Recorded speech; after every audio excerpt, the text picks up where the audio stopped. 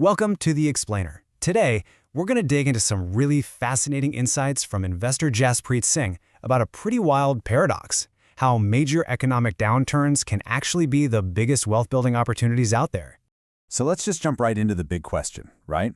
While a recession means a lot of financial pain for most people, these are the times that consistently create more new millionaires than any other period. It sounds backward, I know. So what's really going on here? The whole thing really boils down to one single, powerful human emotion that just completely takes over the market when things get bad. Pure, unadulterated fear. When that widespread panic hits, it's like a chain reaction. It triggers this massive market-wide fire sale. People just rush to sell everything, and that pushes prices way down to historic lows. And this creates a once-in-a-decade opportunity for anyone who has three key things: cash on hand, a little financial know-how, and honestly, the guts to act when everyone else is running for the hills. Okay, so what is it that actually drives people to sell off everything like this? Well, Jaspreet Singh breaks it down into two main types of sellers, and they each have a totally different reason for doing it. And this is where it gets really interesting. On one side, you have people who are selling voluntarily. They're doing it out of pure emotional panic. Then, on the other side, you have people who are being forced to sell, not because they want to, but because they literally have no other choice. And this emotional roller coaster, it's the classic trap for so many investors. Fear makes them sell when prices are at their absolute lowest, which just locks in their losses. Then, later, when the market's booming and everyone's bragging about their gains, that FOMO, the fear of missing out, kicks in, and they buy in at the absolute peak. It is the perfect recipe for losing money. And this just perfectly lays out the tragedy of forced selling. The 2008 crisis was built on stories just like this. People got sold these loans that looked incredible on paper, but they were actually designed to become completely unaffordable. So when the market crashed, they were trapped. They couldn't make the new payments, they couldn't refinance, and they couldn't sell. The bank had only one move left: foreclosure. All right, so you've got all these amazing, high-quality assets basically on a clearance rack. The big question is, how does a normal person, someone like you or me, actually take advantage of this? Let's look at a simple, real-world example to see how it's done. So get this. While pretty much the entire world was seeing financial Armageddon, a 19-year-old Jaspreet saw something totally different. He saw an opportunity.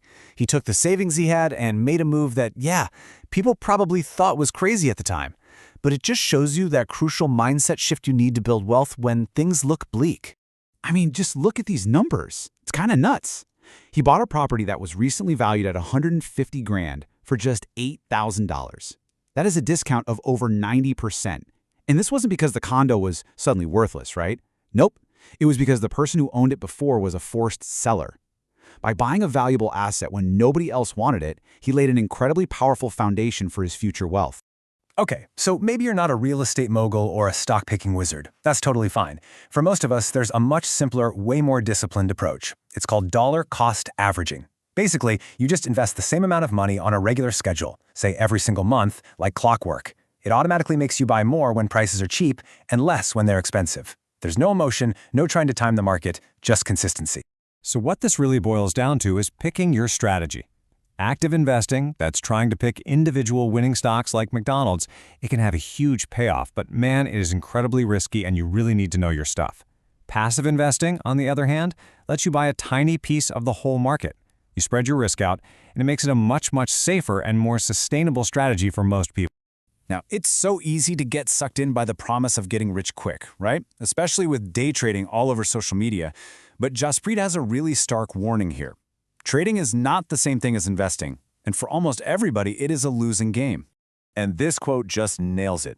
Think about it. Wall Street firms spend hundreds of millions on research, they have teams of PhDs, they use super advanced AI to make their trades. An individual trying to outsmart them on short-term moves, it's like a high school football player stepping onto the field and expecting to beat a pro like Messi. The odds are just not in your favor. It's not a fair fight. And if you don't believe the analogy, just look at the numbers. Study after study shows that the overwhelming majority of people who try to day trade their way to riches, we're talking as high as 99%, end up losing money in the long run. So if trading isn't the answer, what is? Well, real lasting wealth is built through something way more, boring. It's called the snowball effect. You start small, you invest consistently, and you let the power of compounding do all the heavy lifting for you. Yeah, it's slow at first, but over decades, that little snowball can grow into an absolute avalanche of wealth. It's all about playing the long game. It's a marathon, not a sprint. That's for sure. Okay, so building that financial snowball is a huge goal, right? But according to Jaspreet, it's not the end goal, not even close. Financial security is just one piece of a much bigger puzzle of what it actually means to live a truly rich life. He lays this out in what he calls the quadrupit pyramid. And what's really important here is to look at the order. What's the foundation? It's your physical health. Then comes your mental and your spiritual well-being. And only at the very top, sitting on that solid base, is your financial fitness. Because it can only be truly enjoyed when it's built on a strong foundation of everything else. So here's the perfect way to think about it. Money is just an amplifier. If you've got a great life built on a strong, happy foundation, money's going to make it even better. But if you're unhappy, if you're unhealthy, or if you lack purpose, more money is probably just going to pour gasoline on that fire.